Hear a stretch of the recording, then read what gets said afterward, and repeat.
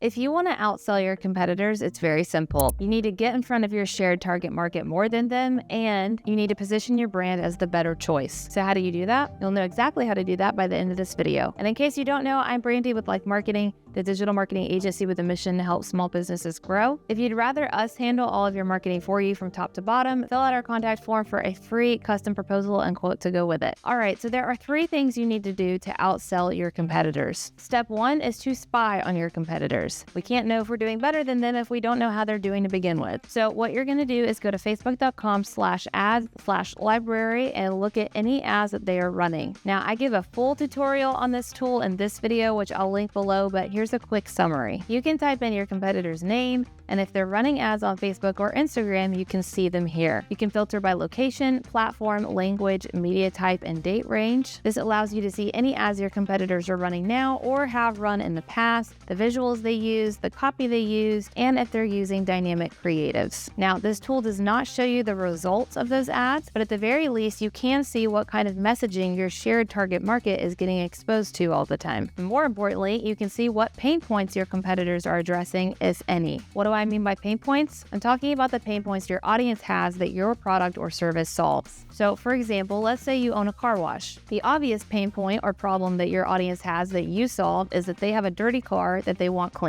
But some other pain points they might have related to that problem is that they want a clean car faster or for cheaper, or they want a wash that lasts longer, or that comes with a free vacuuming service. Or maybe if they're paying for the high-tier car wash, they expect the car to come out clean and not with streaks and bug guts all over the front. Okay, maybe I'm just listing my own pain points at this point, but you get the idea. People are buying your product or service for a reason, and you need to figure out which of those reasons your competitors are addressing so that you can address it better or address a different pain point altogether. If they're not addressing any pain points and they're just talking about how great their company is, congratulations, you have a huge opportunity to just blow them out of the water because they are making self-oriented ads instead of customer-oriented ads. And guess which ones customers are going to respond to better? If they are addressing a pain point, take note of what that is, and let's keep going to step 2. Step 2 is to make a list of any and all reasons someone is buying your product or service, aka a list of their pain points or goals. If you're in retail, maybe their goal is to feel like their best selves and feel cute, and that's why they buy your clothes. If you're a plumber, maybe they have a leaky faucet, but they want someone that they can trust to fix it correctly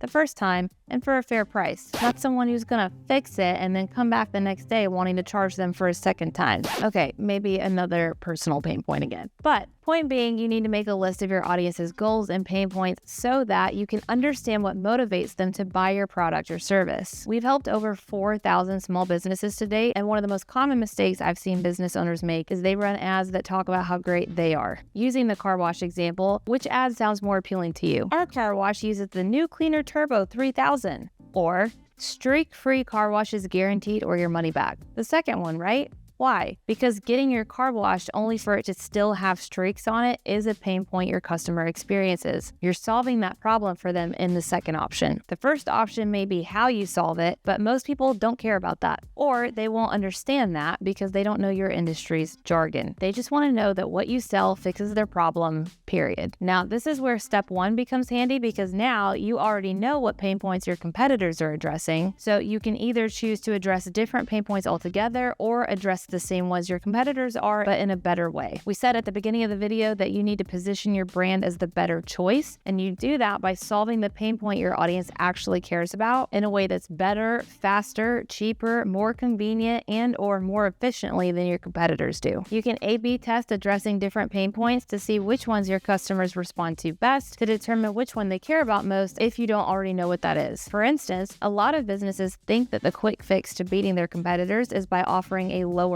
price. But not only does that hurt your bottom line, it also may not be the pain point your audience cares about. In the car wash example, someone may be willing to pay $2 more for your car wash so long as it cleans their car better. Or let's say that you offer a food delivery service. Maybe they don't care about whether the service is cheaper, they care about whether the food is organic or not. Or let's say you install custom built-ins for homeowners. Maybe they don't care if your price is more expensive so long as you can get it done faster than your competitors do. So after you've made your list of custom customer pain points, you need to A/B test addressing different ones in your organic posts and ads to see which ones generate the most leads or sales or engagement. That will tell you which pain point matters most to your customers and position your business as the best one to solve it at the same time. Then finally, step 3 is to get in front of your audience more than your competitors do. Do you know what is statistically needed in order for customers to buy from a business, especially a newer, smaller business? Trust. And the 2 best ways to build trust are to add value to the customers' lives, which we're doing in step 2 by solving their problems, and by repetition, which we're doing here in step 3. You'll want to post organic content and run ads on the platform that they use most, whether that's Facebook, Instagram, LinkedIn, Pinterest, or what have you. If your customers tend to Google the product or service you offer when they need it, you'll want to run Google ads and start investing in SEO so that you appear at the top of the search results when they enter those search queries. If you're a local business, make sure you stay active in any local Facebook groups. If you're getting website traffic, make sure you're retargeting that traffic with ads that get them back to your site, because people on average need to interact with your brand at least 7 times before they buy from you. We have entire videos and playlists around all of those topics, so if there's one that you want to learn how to start doing, just head to our playlist and pick the one that makes sense for you. But the idea here is that you're already positioning your brand as better than your competitors from step 1 and 2, because at this point you've put in the work to understand your audience, and now you just need to skyrocket that content with ad dollars and strategic organic strategies that put you top of mind over your competitors.